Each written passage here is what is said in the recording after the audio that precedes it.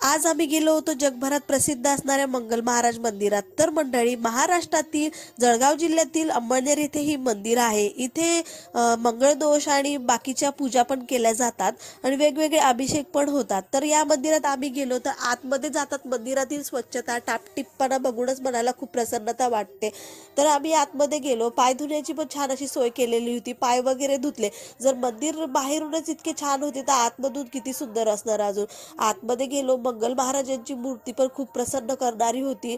तर तिथे सगळीकडे फुलांची सजावट पण केलेली होती। तिथे छान आमचे दर्शन झाले। इतर वेळी इथं खूप गर्दी असते, समजा मंगळवार वगैरे जर राहिला तर खूप गर्दी असते, पण आम्ही दुसऱ्या दिवशी गेलेलो तर एवढी काही गर्दी नव्हती, म्हणून छान असं आमचं मोकळं दर्शन झालेलं। दर्शन घेतलेलं आणि बाहेर आलो। बाहेर एक कमंडलूचं मंदिर पण होतं, तिथे दत्त महाराजांची आणि महालक्ष्मीची मूर्ती होती, पण टाइम खूप झालेला होता म्हणून मंदिर बंद झालेलं होतं। तिथे आम्ही बाहेरूनच दर्शन घेतले आणि बाहेरच्या ठिकाणी वेगवेगळे मंदिरं पण होते। स्वामी महाराजांचं दर्शन घेतलं, महादेवाचंही दर्शन घेतलं आणि थोडं फिरलो वगैरे तिथे।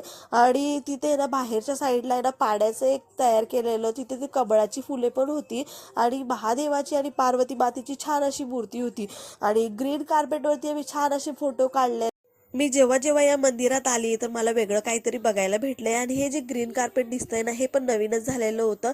तर इथे फोटो खूप छान येत होती, तर आम्ही फोटोज वगैरे काढलेली। खुशीने पण खूप एन्जॉय केलाय आज। जर तुम्ही या मंदिरात आले नसेल तर नक्की या मंदिरात येऊन बघा, कारण की हे महाराष्ट्रातील एकमेव मंगल महाराजांचे मंदिर आहे। नंतर मग मला गांडूळ खत घ्यायचे होते झाडांसाठी आणि गांडूळ खत पण इथे तयार केले जाते। तर मग मी गांडूळ खत घेतलेलं। बाहेर आलो आणि बाहेर खुशीला ट्रेन दिसलेली, मग काय ती ट्रेनमध्ये बसायचं म्हटलेली, तिला ट्रेनमध्ये बसवलं। खूप एन्जॉय केलाय तिने पण आज। तर पुन्हा भेटूया अशाच न्यू ब्लॉग सोबत, तोपर्यंत बाय।